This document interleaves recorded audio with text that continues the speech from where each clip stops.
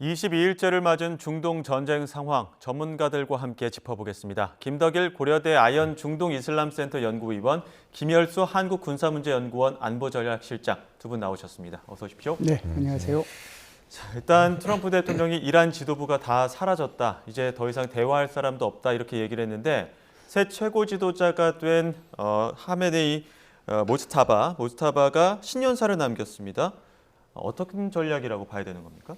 저는 좀 실제로 이제 모습을 드러내거나 아니면 본인의 육성을 나타낼까 좀 기대를 했었는데요. 이제 그렇진 않았습니다. 이번에 또 대독 형식이었는데 내용을 보게 되면 뭐 본인이 그러니까 이란이 이기는 것이고 국민들에게 단결하자고 했고 뭐 적이 이제 지고 있는 것이다, 이런 큰 메시지를 보였습니다. 그래서 내용은 예상했던 반대요. 제가 좀 자세하게 살펴본 것 중에 하나가 뭐였냐면 이란이 지난번에 튀르키예와 오만을 한번 미사일을 발사한 적이 있습니다. 근데 이것에 대해서 이것을 이스라엘의 어떤 기만 행위라고 했습니다. 그러니까 이란의 책임이 아니라고 이렇게 얘기를 했는데요.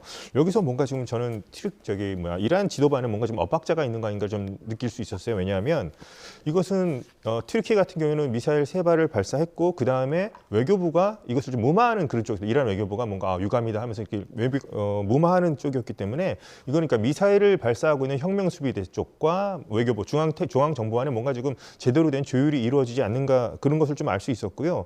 이것은 뭐 이란이 이제 혁명수비대 자랑하는 것이 우리는 중앙이 무너져도 무슨 모자이크 교율에 따라서 지역 사령관에 따라서 우리는 끝까지 살아남는다 하지만 지역 사령관의 어떤 독단에 의해서 이게 잘못된 것이 아닌가, 그것을 외교부가 수습하는 것이고 결국에는 모스타바가 우리는 이건 튀르키예와 오만에 대한 건 우리가 한 게 아니라 결국에는 뭐 이거 이스라엘의 기만 행위고 이스라엘의 공작이다, 이런 식으로 얘기하는 거 봤을 때는 상당히 좀 뭔가 지도부 안에서 또 혁명 수비와의 어떤 좀 연결이 제대로 되지 않는다는 점을 좀 느낄 수 있었고요. 또 하나는 국민의 어떤 단결을 얘기하고 했었는데 자꾸 이렇게 지금 모습을 드러내지 않고 신비주의 전략으로 가는 게 이것은 체제를 지지하는 체제 지도부 안에서도 제가 봤을 때는 뭐 문제가 있을 것 같기도 하고요. 국민들 전체로 봤을 때 특히나 지난번 시위처럼 이제 최대 타도를 외치던 사람들 사이에서는 자꾸 이런 모습을 보여줄수록 제가 볼 때는 오히려 조롱의 대상이 될 가능성이 높습니다. 비겁하다, 뭐 이런 소리를 들을 수가 있어요. 그래서 제가 봤을 때는 뭐 예상했던 내용이 나왔고 좀 더 이제 자세하게 들어봤을 때 뭔가 혁명수비대와 어떤 실제 중앙의 테헤란 정부, 그다음에 특히 외교부 사이에서 뭔가 계속해서 좀 엇박자가 나는 게 아닌가, 그런 것을 좀 추측할 수 있었습니다. 계속해서 모습은 드러내지 않는 모지타바를 향해서 트럼프 대통령도 어떻게 보면은 대화할 사람이 없다라면서 이제 도발에 가까운 발언이라고 볼 수도 있을 것 같기도 한데요. 트럼프 대통령 SNS를 통해서 이란 전쟁 이제 목표에 거의 다 달성을 하고 있으니까 점진적으로 좀 군사 작전을 축소하겠다, 이런 이야기도 했거든요. 트럼프 대통령의 의도는 어디에 있다고 보십니까? 이제는 전쟁을 마무리해야 되겠다. 그러니까 출구 전략 쪽으로 이제 방향을 튼 것 같습니다. 최초에 전쟁의 목표는 이스라엘이나 미국이나 똑같았어요. 그러니까 체제 전환을 지키겠다라고 하는 거고, 그다음에 이란의 핵무기를 제거하겠다. 여기까지가 이제 두 국가가 같은 전쟁 목표였는데 지금 이 전쟁 목표에 대해서는 한마디도 얘기 안 하고 이제는 군사 목표로 그걸 줄였어요. 그래서 헤그세스 국방부 장관이 19일 날 기자회견을 통해 가지고 얘기한 내용이 있습니다. 그래서 군사 목표를 보면 미사일 발사대하고 그리고 이란의 방위산업 기반을 완전히 제거하는 거, 그건 이제 목표였는데 그 달성했다. 그다음에 두 번째는 해군력을 제거하는 것이 목표였는데 그것도 달성을 했다라고 하는 거고요. 세 번째는 이란의 그 핵 능력이라고 하는 걸까요? 그 이란의 이제 핵 능력을 현저하게 이제 줄여나는 거, 핵 능력을 차단했다, 뭐 이렇게 볼 수가 있을 텐데 이 세 가지를 내세워서 완전히 이제 군사 목표를 달성했다라고 얘기하거든요.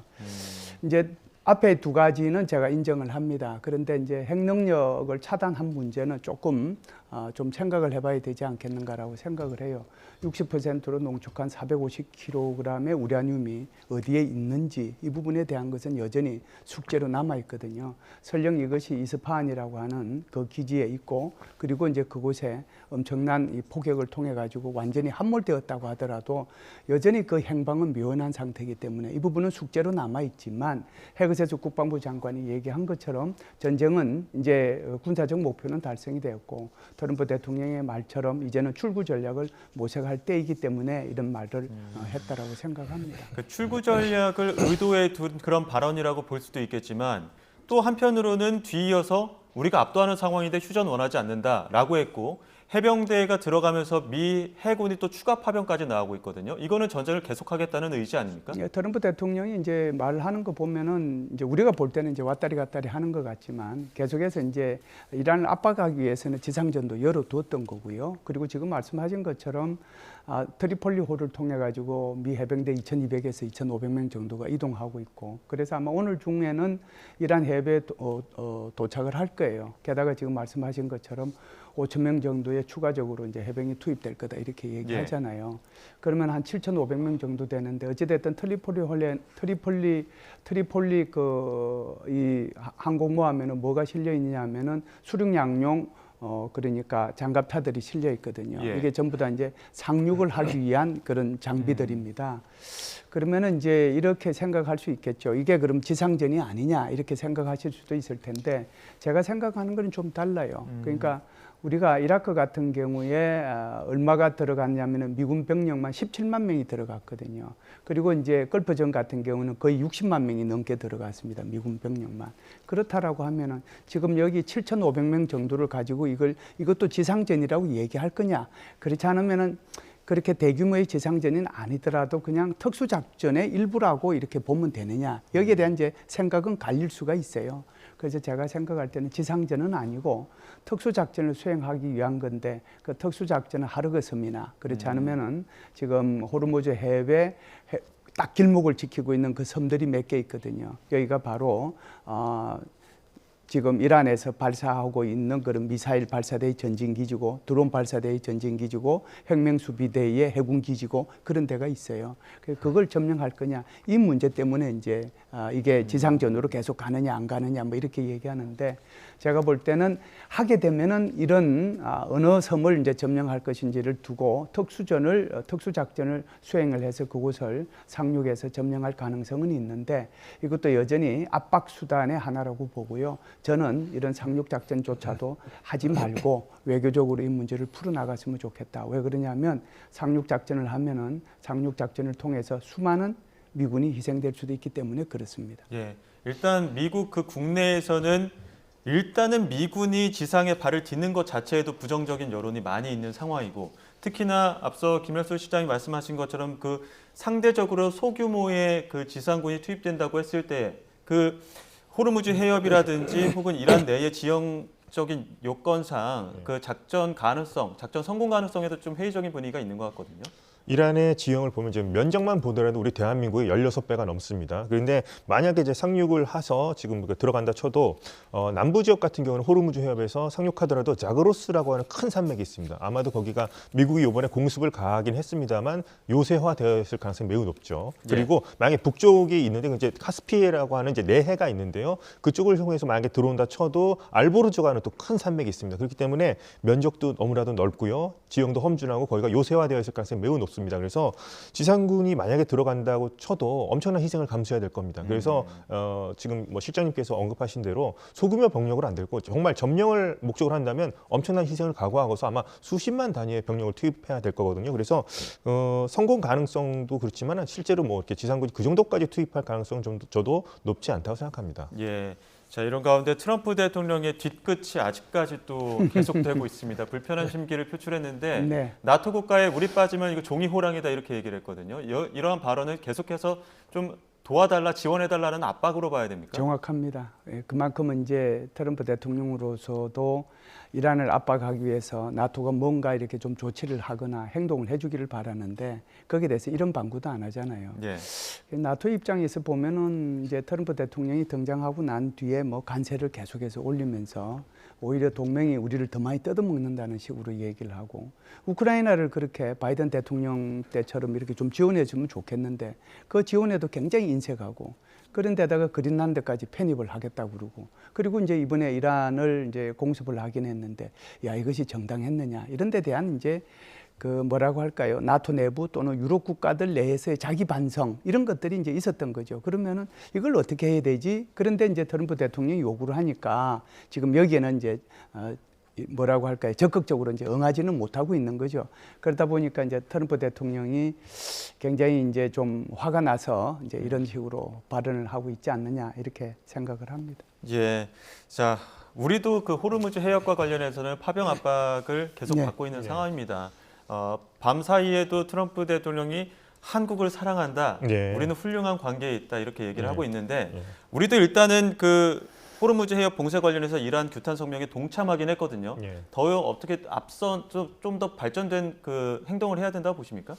우선 발전된 행동을 또 다른 국가들이 어떻게 행동을 하느냐를 지켜볼 필요가 있고요. 우선 이것은 제가 봤을 때 진영의 문제는 아닙니다. 왜냐하면 우리나라 언론에서 잘 다루지 않는데 이미 뉴욕에서 3월 11일 날 이란의 어떤 해협에 대한 어떤 항해에 방해하는 행위라든가 주변국을 공격하는 것에 대해서 규탄하는 결의안이 이미 통과가 됐습니다. 예. 안보리에서. 그때 이제 중국과 러시아가 기권을 하긴 했지만 그래서 이 문제는 이제 국제적인 문제이고요. 그 점에서 우선은 트럼프 대통령이 뭐 파병 압력을 넣었다가 지금 서방과 일본이 했고 이제 우리가 참여해서 트럼프의 압력에 의해서 뭐 이렇게 하는 측면도 지금 이제 부랴부랴 어떻게 낸 건 아닌가 얘기도 있지만 제가 봤을 때 외교적인 차원에서 이런 성명은 전 충분히 낼 수 있다고 생각을 합니다. 예, 그 이상의 어떤 행동은 아직까지는 좀 신중해야 되는 입장이라고 뭐 보시는 다른 거죠? 동맹국들이 어떻게 하느냐를 좀 주시해 보면서 결정해도 늦지 않을 것 같습니다. 예, 우리 입장에서는 당장 일본의 행동이 어땠는지부터가 예. 가장 주목되는 상황이었었는데 일본 입장에서는 적당하게 좀 선을 그었다는 평가들이 나오는 것 같아요. 예, 뭐 다케이치 총리가 비교적 잘했다라고 생각을 하고요. 그래서 108조의 추가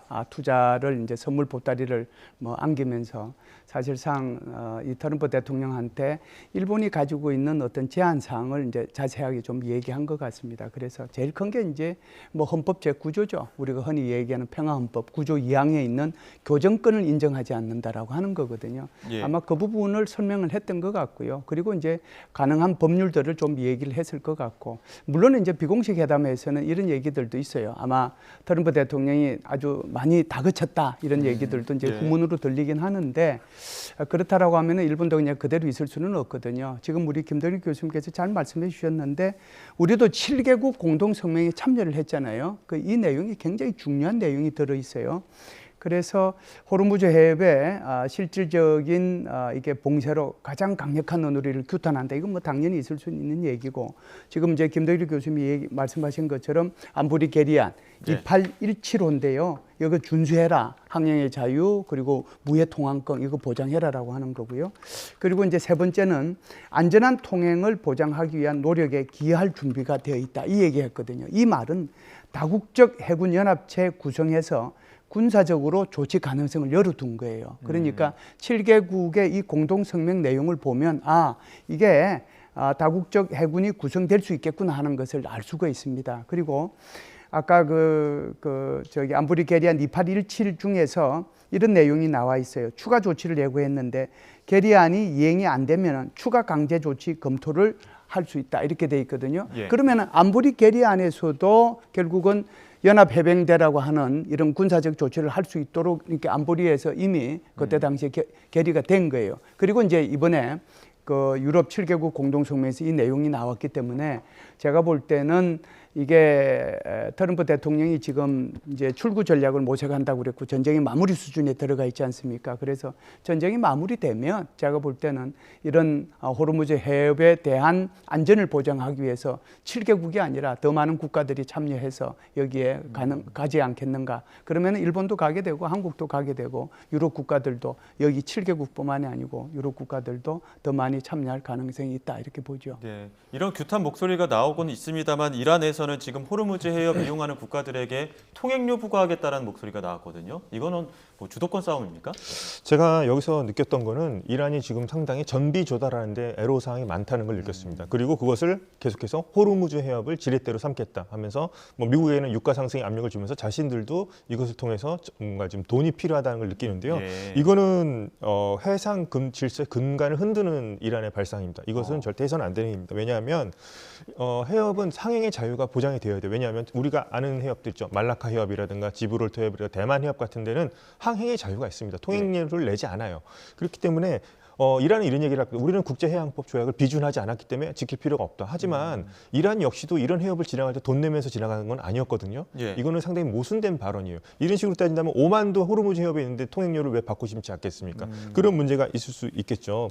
그리고 한 가지 또 말씀드리자면 물론 어떤 자신의 해협을 통해서 어떤 관리비 같은 걸 받고 있는 나라가 있긴 합니다. 대표적으로 튀르키예는 지중해와 흑해를 연결하는 두 가의 해협이 있습니다. 보스포루스와 다르다네스 해협이 있는데 여기서에 대해서는 일종의 관리비 같은 걸 받아요. 튀르키예 영토 안에 있는 해협이기 때문에 받을 수 있고요. 이것은 왜 가능했냐면 1936년도에 몽트레이 협약이라고 해서 여러 국가들이 모여서 국제 협정을 맺어서 인정이 됐기 때문에 가능한 겁니다. 만약에 이란이 이거는 지금 현재 국제적인 어떤 공감대가 있는 것도 아니고요. 국제적인 협약을 통해서 하는 건데 제가 봤을 때는 이렇게 일방적인 주장이거든요. 이거는 제가 봤을 땐 국제사회의 어떤 이거는 이란이 이거는 상당히 좀 도전장을 던지는 행위라고 봅니다. 제가 봤을 때 이거는 아이디어 차원에서 예. 끝나는 것이 바람직하다 생각합니다. 예, 물론 그 현지 매체를 통해서 의원의 어떤 예. 인터뷰였기 때문에 어떤 가능성에 대해서는 지금 말씀하신 예. 것처럼 아직까지는 조금 더 지켜봐야 되는 상황인 것 같은데요.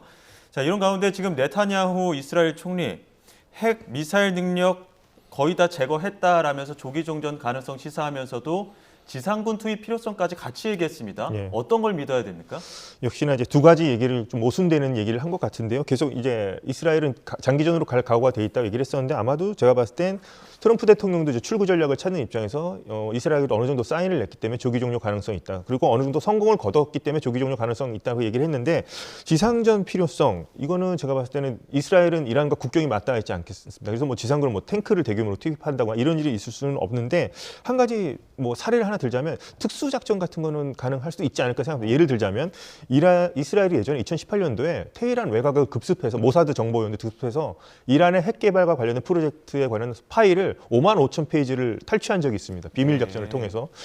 아주 기상천외한 작전이었거든요. 그래서 제가 봤을 때 그런 작전까지는 뭐 수행할 수 있을 것 같긴 한데 역시나 뭐 지상전 같은 경우는 뭐 이스라엘과 이란의 거리가 너무나 멀기 때문에 뭐 가능성이 높아 보이지 않지만 특수 작전 같은 거는 어느 정도 가능성은 좀 있지 않을까 생각해 볼 수 있겠습니다. 김열수 실장님 같은 경우는 어떻게? 예, 그래서 지금 아주 김도일 교수님께서 잘 말씀을 하셨는데 이스라엘에서 이란까지는 거기에 그 시리아도 있고 레바논도 있고 이라크도 있어요. 예. 그래서 가장 가까운 두 국가의 거리가 지상으로 1000km, 텔아비브부터 테헤란까지는 지상 거리가 1600km입니다. 그러면은 특수작전 말고 어떻게 그 병력이 가죠?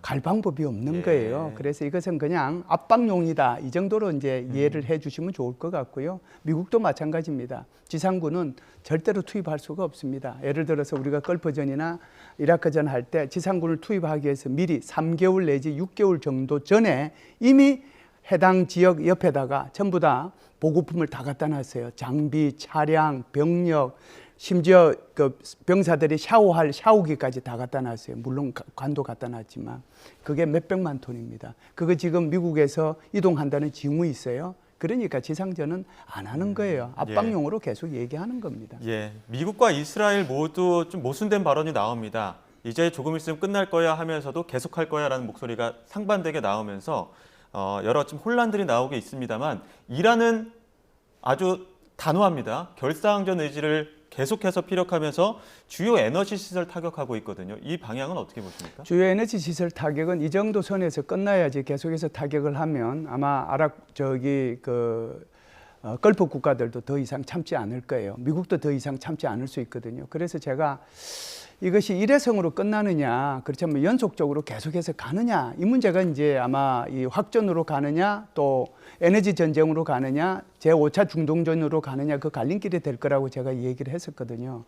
그런데 이란은 이틀 연속 아마 이렇게 공격을 한 것 같습니다. 문제는 지금 이스라엘도 그렇고 미국도 그렇고 일체 이란의 에너지 시설과 관련된 것은 지금 폭격을 안 하고 있거든요. 그러니까 나 폭격 그만뒀으니까 너도 그만두라. 더 이상 에너지 시설과 관련된 것은 손대지 말자라고 얘기를 했는데 지금 이란에서는 이걸 못 받아들이고 있는 거잖아요. 그래서 이것이 오늘까지로 끝날지, 오늘이 이제 이란으로 보면은 3000년 이어진 새해니까 오늘로 끝날지, 그렇지 않으면 오히려 더 확전하고 오히려 더 강하게 이렇게 공격을 더 하겠다고 최고 지도자가 얘기를 했기 때문에 더 이제 하게 될지는 모르지만 제가 볼 때는 이 정도 선에서 이란도 끝나지 않으면은 이란이 아주 괴멸될 수 있거든요. 그래서 글쎄요, 이게 이제 오히려 안보 파트로만 가서, 그러니까 예를 들어서 이제 GCC 국가 내에 있는 미군의 기지나 또는 테러나 이런 것들로 제2전선으로 넘어가면 모르는데 계속해서 이제 이런 에너지 시설에 대한 공격이 있다라고 하면 아마 이란은 아그라 저 위에 있는 섬 하르그 섬 예, 하르그 말씀하시죠? 섬. 예. 그게 갑자기 생각이 안 나요. 하르그 섬에 있는 그것까지도 공격할 수 있거든요. 그렇게 예. 되면은 전쟁은요. 석유 전쟁을 넘고 제5차 중동전을 넘어서 세계 전쟁으로 갈 수도 있어요. 자, 근데 지금 이스라엘과 미국은 우리가 이미 다 불능화시켰기 때문에 네. 이제 이란에 남은 게 없다 이렇게 얘기합니다만 중국에서는 이란에 여전히 이 드론 무기들이 드론 전력이 상당히 남아있다 이렇게 얘기합니다. 또 이런 가운데에 이란 쪽에서는 미군 F-35 전투기까지 폭격했다라고 얘기를 나오고 네네. 있거든요. 예. 지금 이 전황 상황은 어떻게 보세요? 예, 이제 분석을 누가 하느냐에 따라서 뭐 달라질 수 있을 것입니다. 아마 친이란 성향의 분석가들이 분석하면 아무래도 이란 쪽에서, 이란 편에서 이제 분석을 할 거고요. 그렇지 않으면 이제 이스라엘과 미국 쪽에 이제 서 있다라고 하면은 아마 그쪽이 좀 유리하게 이렇게 분석을 하지 않겠습니까? 지금 네타냐후 총리가 얘기한 것은 방공망은 90%가 제거가 됐고요. 그리고 이제 이란의 발사대도 65% 제거가 됐다고 그러거든요. 그럼에도 이제 그 65%가 제거됐으니까 조금은 남아 있는 거잖아요. 그렇기 때문에 이걸 가지고 얼마만큼 버텨낼 수 있느냐 하는 것은 차이가 나는 거예요. 여기에 헤그세스 국방부 장관이 한 말이 굉장히 의미가 있는데요. 이란에서 지금 발사하고 있는 드론이나 또는 미사일이 90%까지 줄었다 이런 얘기거든요. 그러면 10%만 지금 발사를 한다는 거예요. 그럼 얼마 남지 않았다는 거거든요. 얼마 남지 않은 것을 오늘 한 발, 내일 두 발, 모레 세 발 이런 식으로 쏘면은 이게 왜 두세 달만 가겠습니까? 반년도 더 가죠. 그런 차원에서 지금 중국의 싱크탱크 연구관이 분석한 것은 친이란 성향으로 좀 분석한 면이 있다라는 거 하는 것을 먼저 말씀드리고요.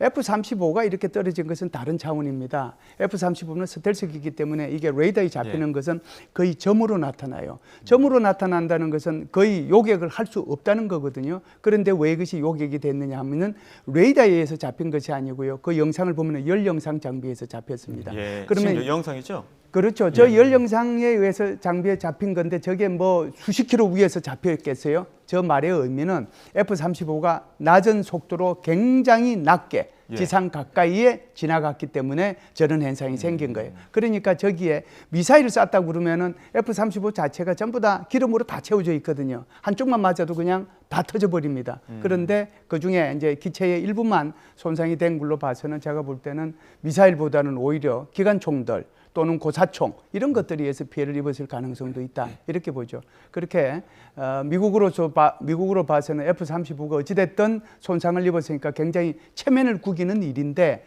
어떻게 보면은 또 F-35 조종사들이 방공망이 완전히 없어졌다라고 판단을 하고 너무 안이하게 이렇게 아주 낮은 속도로 또 고도를 낮춰서 이렇게 비행한 것이 문제가 되지 않았겠는가 이렇게 봅니다. 예, 저렇게 지금 주요 전력이 폭격을 당하게 되면은 미국 입장에서도 더 강렬한 어떤 보복 공격을 감행할 가능성도 있을 텐데 앞서 김열수 실장님 그 하르그 섬 관련해서는 네네네. 만약에 지금 중요한 분기점이 될 수 있다 이런 말씀해 주셨는데 어떻게 판단하십니까?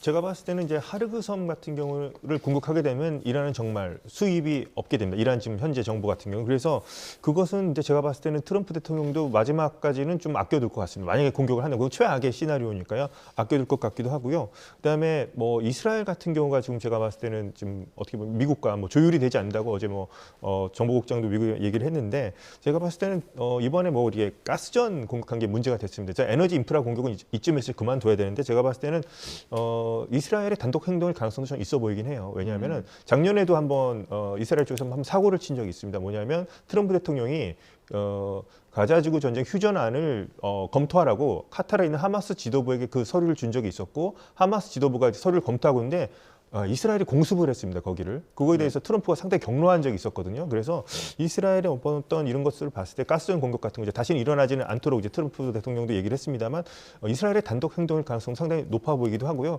그런 점에서는 뭐 이스라엘과 이란의 목표가 다르기도 하지만 아마도 이스라엘을 지금 트럼프 대통령이 뭔가 좀 통제하는 쪽으로 가지 않을까 이렇게 생각해 보고 있습니다. 예, 앞서 김 실장님께서 말씀하셨던 부분이 하르그 섬을 네네. 만약에 미군이 지금 들어오게 된다면 해병대까지 들어오게 된다면 하르그 섬 장악 가능성까지도 보신다는 말씀이셨던 거죠? 아닙니다. 하르그 섬하고 지금 호르무즈 해협 섬하고 두 군데 중에서 어디로 갈 거냐. 예. 이게 이제 미국이 어떻게 보면 양동 작전을 펼 수 있는 그런 건데요.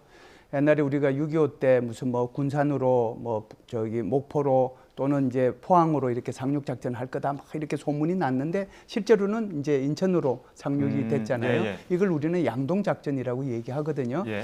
그래서 지금 미국에서 얘기하는 것이 하르그섬을 계속 얘기하고 있단 말이죠. 그래서 거기서 우리가 들어가서 장악을 하겠다라고 해놓고는 실제로는 호르무즈 해협 입구에 있는 섬을 장악하기 위해서 이런 양동 작전을 펴는 게 아니냐라고 보고요. 예. 하나만 더 말씀을 드리면 만일 하르그섬에 들어가서 장악을 하면 절대로 혁명수비대가 가만히 있지 않을 겁니다. 혁명수비대가 여기다가 그냥 거기에 원유 저장 시설이 정말 보석의 왕관처럼 이렇게 막 꽂혀 있잖아요. 예. 거기 뭐 여의도 7배 면적밖에 안 되고 아무것도 없어요. 그런데 이제 거기 들어가서 장악을 했다. 모두가 노출이 돼요. 그런데 거기 원유 저장 시설에 이제 너 죽고 나 죽자 이판사판이죠. 거기다 미사일 쏘면 미군들도 어떻게 되겠어요? 똑같이 예. 불에 이제 이렇게 피해를 입게 되겠죠. 그래서 네. 그것은 제가 볼 때는 하르그섬을 상륙하는 것은 좋은 대책이 아니다 이렇게 예. 봐요. 자, 지금 지도 보시는 것처럼 하르그섬이 걸프만 해역 쭉 안쪽에 있다 보니까 네. 안쪽까지 과연 들어갈 수 있을 것이냐 이 부분도 지금 가장 많이 나오고 있는 네. 것 같고요.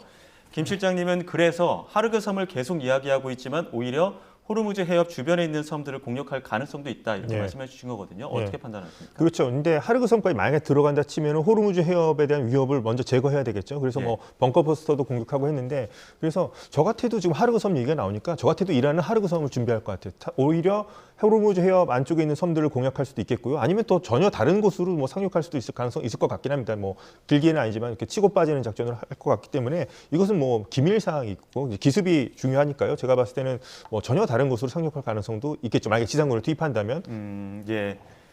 트럼프 대통령도 투입하지는 않겠지만 투입해도 말하지 않겠다 이렇게 예, 얘기했기 예. 때문에 그 가능성은 염두에 두고 한번 좀 이후의 전황 상황까지도 한번 봐야 될 것 같습니다. 여기까지 듣겠습니다. 김덕일 고려대 아이언 중동 이슬람센터 연구위원, 김열수 한국군사문제연구원 안보전략실장 두 분과 함께했습니다. 고맙습니다.